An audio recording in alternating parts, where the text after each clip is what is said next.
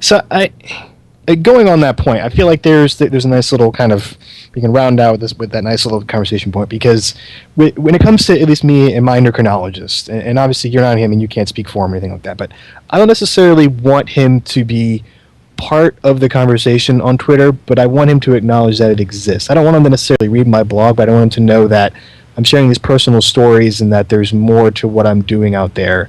And I don't know, I mean, there's like a weird middle ground out there where he's not necessarily all on board for it, but I don't want him to be stalking me every day and looking at every single picture that I'm posting on Instagram. I mean, where do you find that balance whenever it comes to not necessarily interacting with your patient specifically on social networks, but when it comes to just interacting with the patient community out there? Yeah, I mean, I'll just flip that around for you. I mean, there's a lot of times where I talk about patients who don't really want to take care of themselves, and that how that frustrates me. And could I be talking about directly in one of my patients? Sure, but I mean, I'd like to want to give a lesson to that to other people and say, hey, I mean, I can't do everything for people. I can't do everything for my patients. I can't help people who don't want to be helped. And right.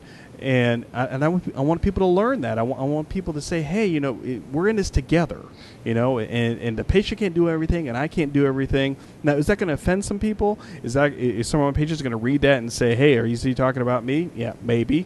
But if that is, then we can talk about it, I don't know where that happy medium is, because I know that you have a story to tell, and sometimes it's positive or negative, against physicians, and I have a story to tell, and sometimes it's positive or negative against patients. Is that how do we find that communication to try to find the best way to care for people? So is that, do you feel like you're finding something closer to an answer after interacting in all these Twitter chats and going to all these conferences and things like that?